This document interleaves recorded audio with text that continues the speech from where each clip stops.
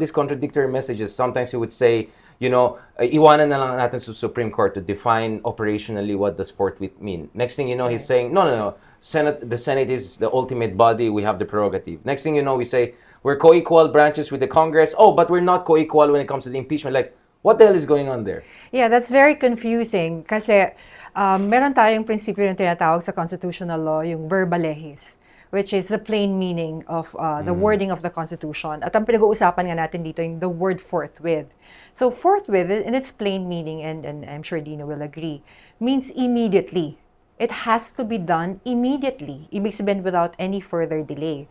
So nung medyo nagbigay ng duda si Cheese kung ano ba yung ibig sabihin ng forthwith, ang ibig sabihin daw ba ay pwede ba niyang ma-postpone until the next Senate session or until the time is right, and we don't know exactly what he meant. And then eventually nagsabi nga siya na dapat ito'y ma-remand pa sa House of Representatives.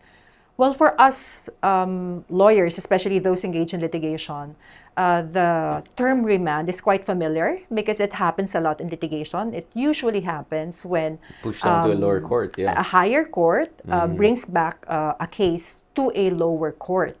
So the concept of remand is the return of a case from a higher court to a lower court. In this case, however, we're not talking of a higher court or a lower court here. There's no such thing. It's just Congress. It's one body with two houses. This Senate is not higher than the lower house. I mean, it's called the lower house, but it's House of Representatives. House of I think that's the Representatives. technical Yes. term, yeah. So Senate is not a higher body than the House of Representatives. Therefore, to use the word remand, which in legal parlance means the return of a case to a lower court, is highly improper. So it seems to us practitioners that he's just doing all these moves because he's really trying to prevent what Dino says is inevitable. So this is just really delaying the inevitable. They've already filed a petition with the Supreme Court to stop the impeachment. It hasn't so far succeeded. There's no TRO. So the Constitution says proceed with the impeachment forthwith. I think we're going to have an impeachment trial soon. And thanks to the show of force of the pro-impeachment, the civil society, everybody was there. Academe, Exactly. legal communities. Wala din isang law school kahit man lang mga law students. Even They Davao, all know. Yeah. I mean, we also saw, in fairness, in full force, lahat ng mga legal luminaries in Davao also, in the leading Exactly. university How institutions. can you, sabi nga verbal lehis di ba? Tsaka kahit na hindi, parang how else can you define forthwith? Sa totoo lang kung hindi ka talaga mag-engage on, alam mo yun, some sort of intellectual dishonesty. And I will call a spade a spade. It's really immediate, di ba? Walang iba wala ibang definition yun And even the framers themselves already said that is what they intended. So, how else can you define it, di ba? So, Di patulan na, since lahat ay isa-dalawa lang masters natin, patulan na natin si triple masters na si Tolentino. Na sabi, Tolentino is behind this whole idea na forthwith, kailangan i-define ng Supreme Court yan, hindi kaya ng Oxford Dictionary. He's the guy behind the idea of de facto dismissal. Because honestly, Bato is a joke, right? Legally speaking.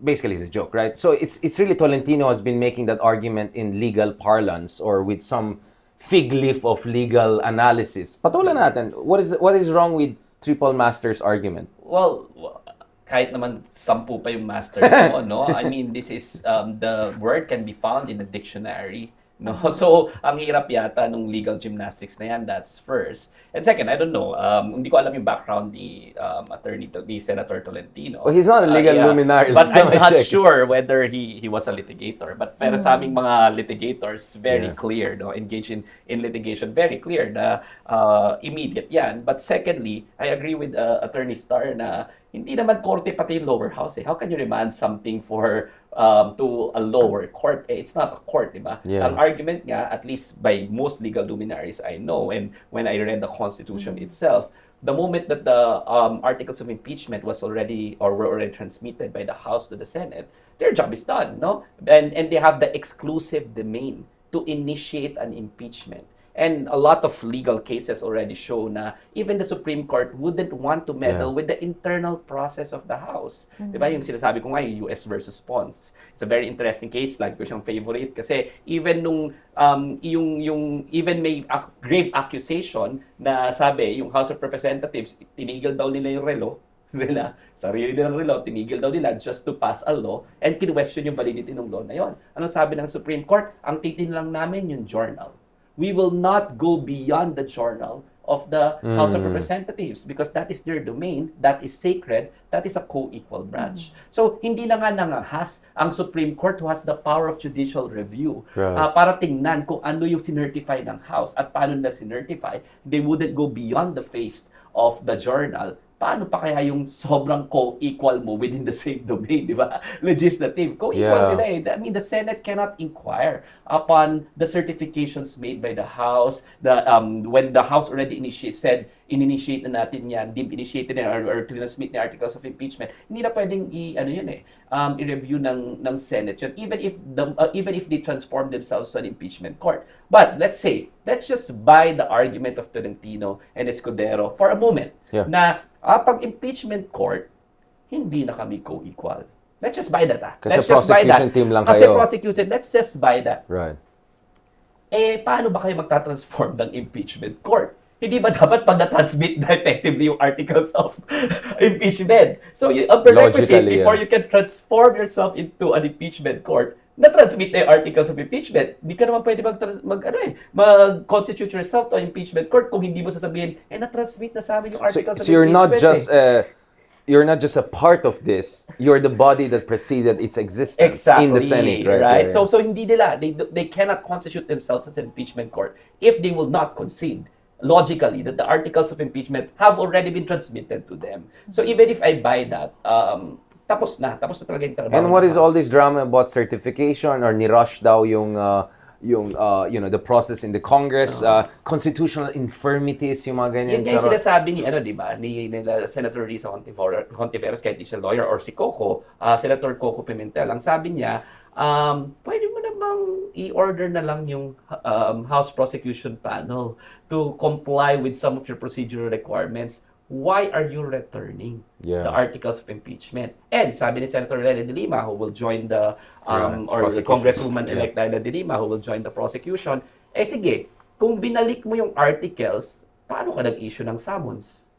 Kasi yung summons, dapat andun yung articles of impeachment, andun yung complaint. So anong tinanasmit mo kay Sara Duterte? Kung pinababalik mo naman pala yung articles of impeachment, it also doesn't make legal sense. Sabi nga ni Congresswoman-elect Leila de Lima dyan, one puzzle that they have to answer in the conundrum that they themselves made. Kung sinamons mo, pero binalik mo, ano yung binigay mo dun sa summons? It doesn't make sense. Kasi supposedly, yung process ng summons is, ibibigay mo yung complaint, di ba? Doon sa respondent, di ba? At kailangan niya sagutin yun. Binalik mo Right. May pinapa-clarify ka pa, may pinapagawa ka pa Bakit mo binigay? So, also, yung stand ng Senate dito, medyo iffy Medyo hindi... Flimsy talaga yung mga arguments. I think it shows the lack of legal acumen doon sa Senate. Walang to be honest. luminary. Hindi lang luminary. Siguro wala masyadong practitioners na nakarinig ng remand. Kala nila absolute yung power na pwedeng i-remand. No, medyo kulang, I think. Kulang yung mga legal minds in the Senate. I mean, were we flirting with constitutional crisis, Attorney Star? And what is this debate about the Supreme Court Chief Justice should be there because even though hindi president, because the vice president is basically a spare tire president, therefore similar logic should also apply. What about, or is this another way of ping-ponging it to someone else to take the punches politically, which we'll discuss shortly?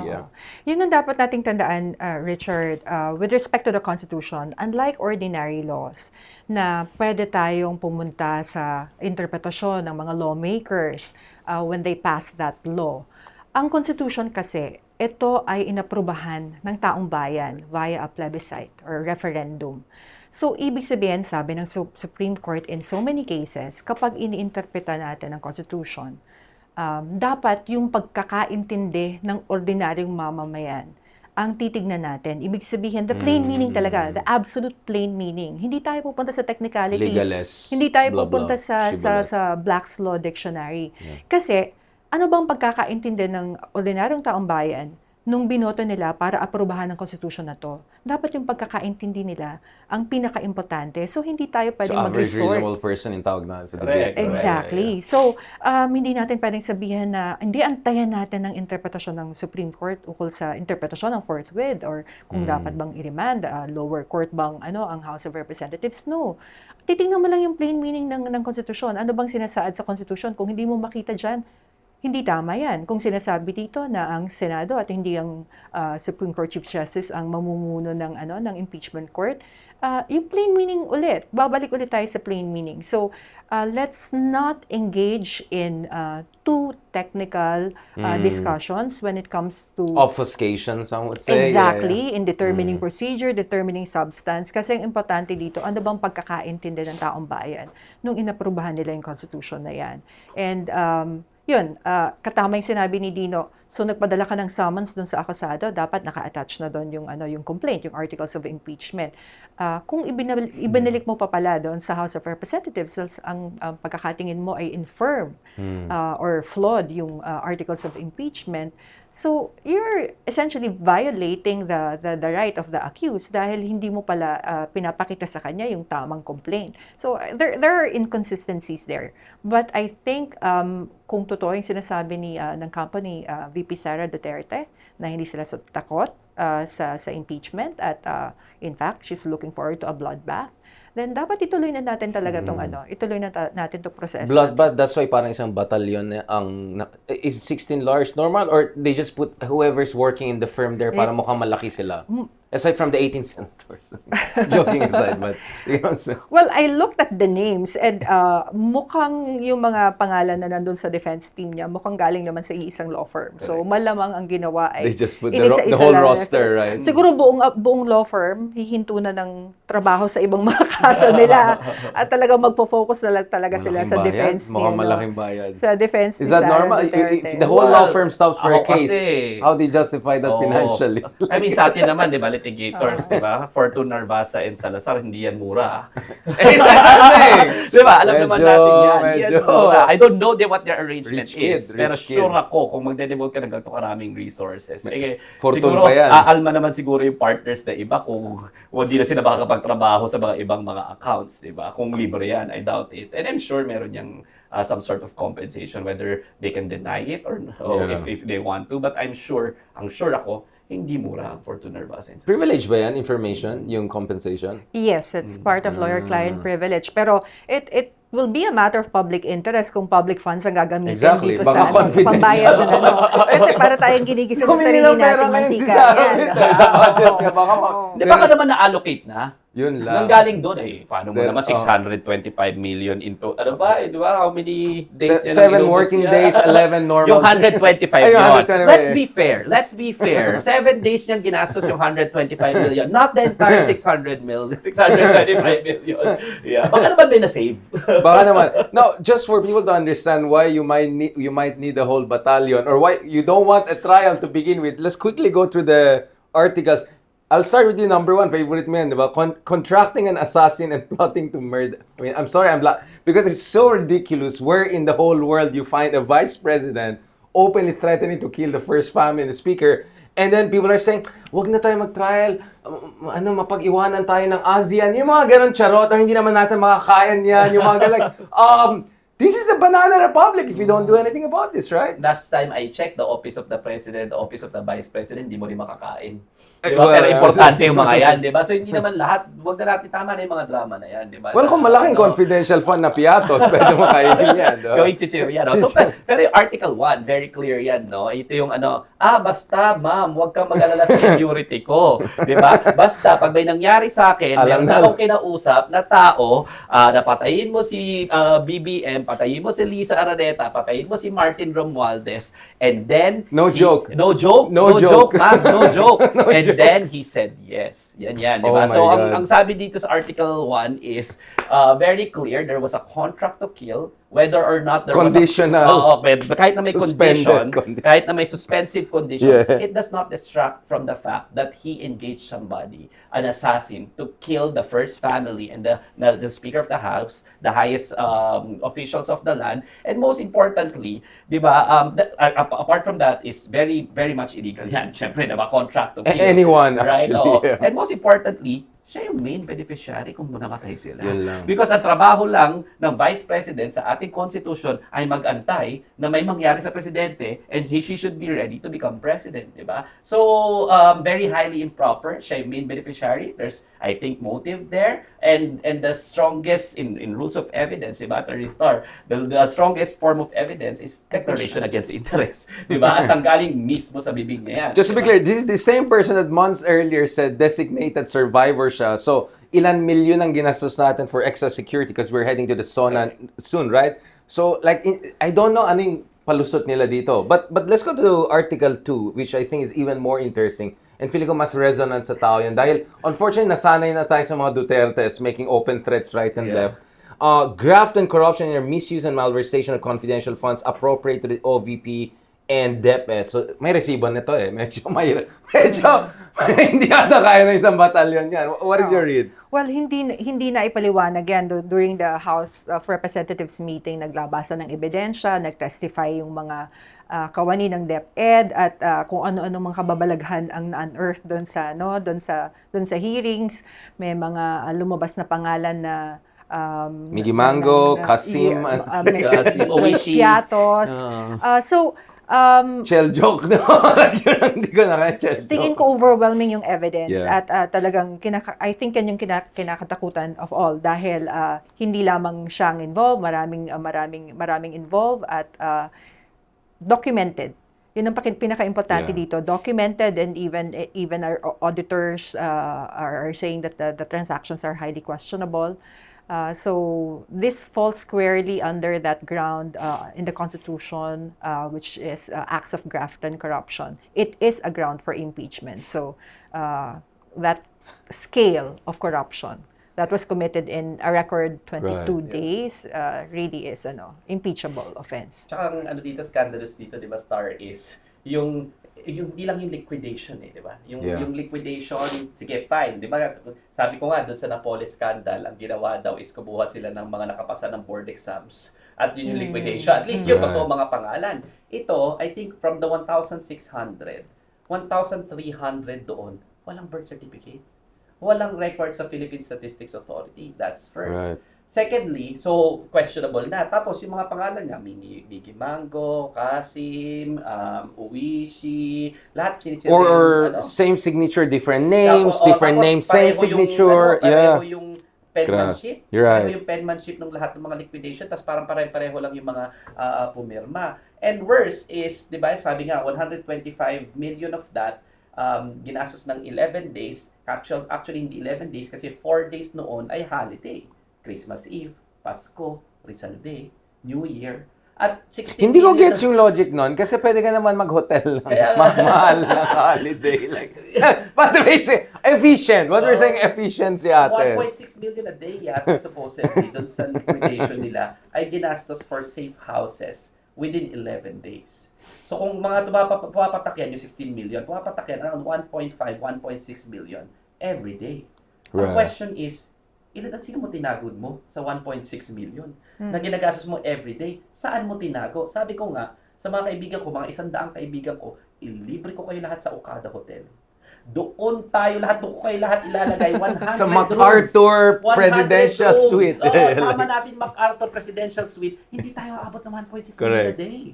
So 20. Di ba? Parang kahit ng 15,000 or 10,000 a night na lang, sabihin mo sa isang hotel, di ba? 100 people, 1 million lang yun 1 million lang yun, di ba? Kaya ko kayo lahat libre, 15,000 a day, dilibre niya. Sino yung tinago mo at nilagay mo lahat sa 5-star hotel, Okada Hotel, or di ba? Sa Manila Pen, baka Abu Dhabi to, Burj Khalifa, Dubai, ganun. Medyo scandalous Scandalous na ganun ba yung tinatawag mo? Garapalan So, what's the point? The point is, and this is, I think, painful for a lot of Filipinos, no?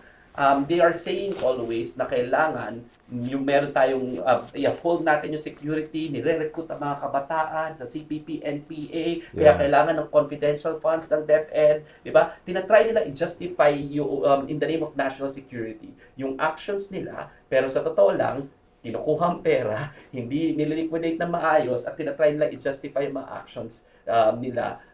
Pero, ang magtataka ka, DepEd, Office of the Vice President, mas mataas ang intelligence funds kaysa sa Philippine Navy, Coast sa Guard, Coast Guard, sa gitna ng laban sa West Philippine Sa gitna ng Sea. laban ng West Philippine Sea. Gusto nila mas mataas ang DepEd at the Office of the Vice President pagdating sa confidential funds. Hindi naman sila frontliner when it comes to security. It just doesn't make sense, no? Lahat ito ay convenient excuse para kuhanin ang pera ng taong bayan at in a brazen way, hindi man lang finesse. Bakit kaya Allegedly, di umano. Hindi umano. Pero bakit kaya brazen, no? I think it's because nasanay na sila na ginagawa ito sa Davao. Tandaan mo, magkano raw ba yung confidential fund sa Davao? 33 billion. They invented confidential fund for the office of the mayor, di ba? So ano lang tong 600 million na to kumpara dun sa 33 billion before na inubos supposedly ng pamilya Duterte at wala nangangahas na mag-check sa kanila. Bakit? Takot ka eh. Mamamatay tao eh. Di ba? Di umano. Di umano. Talaga, Richard, oh. Di umano. Mamamatay tao. Di ba? So, syempre, tatakot kang questionin. Right? And then, alam nila na walang mga ngahas. Kaya, brazen na yung pagkagawa. Mag-invento na lang tayo ng mga pangalan ng chichirya. Can I disagree with you? Kasi last time I saw, Davao voted for a cardboard mayor. And yung isa nga booking na may tinetretan, manalo. So, I don't know. Masakit sa akin yan. It's the will of the people. Ko yung cardboard ni Lyle and Diliba. Kaso hindi kami nanalo. I'm just saying. Buti na lang nanalo na kami ngayon. I will never forget yung certification time ni Digong. Nagpalakpakan lahat, ganun. And like, the guy is in detention, literally, as we speak. But let's go to number 3, Article 3, bribery and other acts of grave corruption in violation of RA 3019. Attorney Star. Tiyatay sa DepEd eh. So medyo similar, diba? Medyo similar yung mga kapalpakan natin nakita. So actually 2 and 3 you can put them together. And then number 4, yung procurement, by the way, yung 500 million pesos na supposedly for digitalization ng Department of Education. Ibig sabihin, in educational crisis na nga tayo, kinakailangan na nataasan ng standards ng education, kailangan na mas maraming classroom, kailangan na mas maraming textbook, kailangan na mga bata ng laman sa laman na sa tiyan nila bago sila pumasok para makapag-aral. Just to be clear, 17 million daw sa mga recent graduates na medyo may basic functional literacy problem. Just for people to realize how deep and profound the education crisis is. Tapos dodoktorin, yung 500 million supposedly na procurement para sa digitalization na iiwan na nga. Ito yung, yung USEC na sabi niya may 50,000. Niya talaga. Now I remember the exact case. Yun yung exact case. Who happens to be a member of the defense team? Si Yusek Interesting. Monsayak is one of the listed defense lawyers. Siguro para hindi na siya makuha sa pina. Baka hindi bakit sa play, It's That's an possible. interesting, Para hindi na siya masabina. May lawyer-client privilege siya. He can't testify against that's an interesting his mafia also client. move. Exactly. Oh, wow, There that's are an interesting two situation. USECs, at least two USECs, POA, yung isa, who are Dating spokes listed niya. as members of the defense team. Interesting. Kaya nga interesting like when you look at the composition and all of that. Right. And kaya masakit pa to, Richard and Dino, is, hindi ba sabi nga, it only takes 200,000 to build one classroom. Can you imagine kung ilang classroom na sana na itayo doon sa ginamit ng mga pondo Visualize sa... dapat yan. That's what should be Ilang visual. classroom ito, ilang teachers na mapapasweldo, na kulang na nga, di ba? Ilang textbooks ang pinag-uusapan. Yung mga laptops, diba? yung mga laptops. Isang kaibigan na merch. 7 designs. Yung isa may owl na malaki, yung isa may agila na malaki, yung isa may owl na agila. May 7 versions. Sara Green, Sara Red. Ilang libro sana yan na may isang kaibigan. Exactly. Exactly. Ano ba yung pinapakita? Na napaka, tabang utak ba yan? What's the term for that? What is that a politically correct term? But this is where, and this is what I at least Justice Carter would argue, this is the crux of the issue, right? Amassing unexplained wealth and failing to disclose all her properties and interest in properties in her statement of assets and net worth, SAL. And puya ka siya. Mukhang yun yung medyo... It's gonna be interesting, no, Star. Kasi Lalo na yan. si Justice Corona na impeach because of that. si Justice Sereno was also impeached for allegedly failing to file her SALN in Right. certain years. So, ganun kahalaga. Isipin natin, dokumento lamang to na fina-file ng mga government employees. But if two past Chief Justices were actually impeached Right. on the basis of So yun yung magic non-filing bullet. or yes. Yun yung ano. Well, I've attempted Definitely. to ask for the SALN of President Duterte from Ombudsman. I remember. Oo, and, Sa the gitna two ng Dutertes. pandemic when everyone was Correct. scared as hell. Oo, Yeah. sa si President Duterte at si Vice President Inday Sara. But unfortunately, the Office of the Ombudsman, ang first memorandum order niya, is hindi na pwedeng ma-access yung SALN kahit na very clear in all laws, including the SALN law, including yung administrative code na may right yung people supposedly to access the SALN of people. Pero dito, kaya siya, I think, magiging dramatic is because ipapasabi na yung bank accounts. Patay. And ang sabi, based on the AMLAC report, kasi tandaan mo inimbestigahan dati ito ng ombudsman, kasi Correct. tinanggal nila yung deputy ombudsman before, through Trillanes. Yes. Tinanggal nila yung ombudsman before, pero nakuha niya na yung AMLAC report at 2 billion pesos. 2 billion pesos yung pera dun sa bank accounts na yun. So pag nasabi na yan successfully ng impeachment court, Yari I pa. think that's gonna be a damning piece Bloodbath. of evidence. Yun ang Oo. bloodbath. Eh yun, sa akin malinaw yun eh. Sabi mo nga, natanggal Yeah. dati si Justice Corona. Hindi lang dineclare yung SALN, tapos nalaman natin may dollar account na 130 million ba? Right. Paano ba itong 2 billion? Yun nga, nag-deposit nga lang yung Vera files recently. Na-verified siya. At Yeah. clear na nag-exist ang account at ang account is named after Rodrigo Roa Duterte at saka Joint. joint account, Sara Yeah. Duterte. So kahit na pag samahin mo yung Wala. pera nila, sweldo nila, kasi wala naman supposedly Businesses, yeah. negosyo ito, mga ito. Hindi ka aabot Gobyerno, ng negosyo gobyerno, daw. ginawang negosyo yung gobyerno, di ba? Di umano. 2 billion pesos. Paano yun? Paano mo papasok sa bank account mo yun? Alam mo kung ano pa yung dyan, lalabas, no? Ang sinasabi is, yaan ay dineposit ng mga drug lord. Patay. Ng mga drug lord Pogo. na pinoprotektahan at pogo lords. At pero drug lord nga. So, yung show na they are anti-drugs. Pero ang pinatay Anti-corruption.